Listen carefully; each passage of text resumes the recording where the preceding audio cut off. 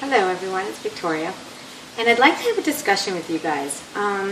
When a family member or a friend comes over to your house and they're visiting from far away and they stay for about a week or maybe 4 or 5 days and you don't eat the same way, you don't have the same diet. You could be the vegan, they could be the meat eater, they could be the meat eater, you could be the vegan. Now something tells me that the family member that I'm talking about could either be flexible or not at all, okay? Well, my mother-in-law is staying by my house in Hawaii, and she came here from California, and she absolutely has to have cheese. She has to have cheese. She doesn't have to have meat, but she has to have cheese. I don't support the dairy industry.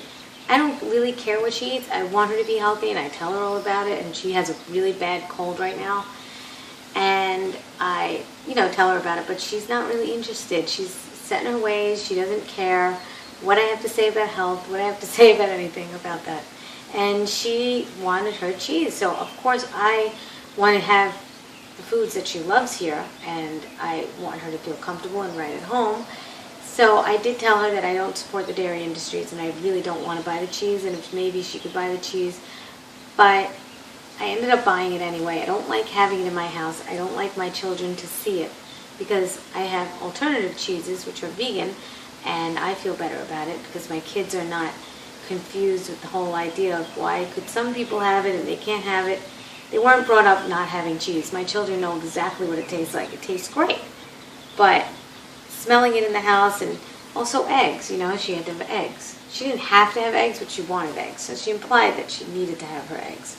So I understand if you're on an Atkins diet and you're following some sort of high protein paleo, but she wasn't. And she's having carbs also. She's having a bagel and cheese in the morning. So it's not like she has to have cheese. Anyway, whatever. I'm not judging her diet because that's what she wants to do. She could have her colds every time I see her. But my point is, what are you guys doing when you have a family member that wants to have what they want? Now, if Michael were here, my husband, he would be like, nope, that's it. No cheese in the house, and that's it. And he wouldn't care. I like to accommodate. I do. But I also would not have meat in my house. So there are, boxes that I won't go out of. There's a small box, and then there's a bigger box. And the bigger box allows for certain things. Would I do it again with the cheese? I would tell her next time. And she even understood afterwards that she could have brought her own cheese in a cooler or in something. I don't know. But I want to know, what would you do? Excuse me. What would you do if a family member or a friend were coming over and they weren't really flexible and they wanted to have what they wanted to have? You want to make them feel comfortable? How about go out for dinner? That's another suggestion that I'm thinking of after she came. We can go out for dinner. She could order what she wants. I could order what I want. Then again, who's paying the bill, What are you supporting in the end? Are you going to end up supporting certain meat and dairy industries throughout your life? Of course you will. If somebody works for you and they eat meat, you're going to be paying them. You're going to be supporting the meat industry or the dairy industry or whatever other industry. So basically, we're all kind of connected. We're all in a circle. But directly, if you have a way of not having to pay for that stuff and you really don't believe in that type of industry and you're really trying to cut it out of the planet completely, get a little bit more firm about it.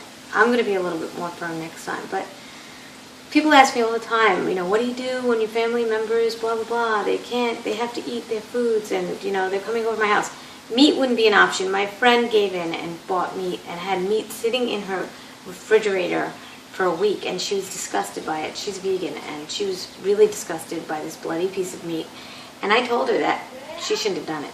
So, anyway, she knows now not to do it next time. So, sometimes you don't do it the first time, maybe the second time, but the third, fourth time, if you really feel that strongly about it, stick with your guns, keep doing what you're doing, and people will just have to adapt to your ways. And I think anything else is really disrespectful. I wouldn't go to somebody's house and say, I have to have meat. I wouldn't go to a rabbi's house and say I have to have ham right now or bacon and cheese. I would never do that. So the same way you would respect a religious figure, it is kind of religion to people to be vegan, and they feel very strongly about the animal products. If you're a meat eater, try to respect that. I think you can live without cheese and meat for 4 days. There are definitely other alternatives, and we're living proof that it does work, and it does help, and it does feel good. So, and it does taste good. So these are my thoughts, and I'd love to have a discussion with you if you really want to open up about this. This is a great way for all of us to get, all this out, because a lot of people have the same exact issue. So anyway, that's my thought for today. Thanks. Bye.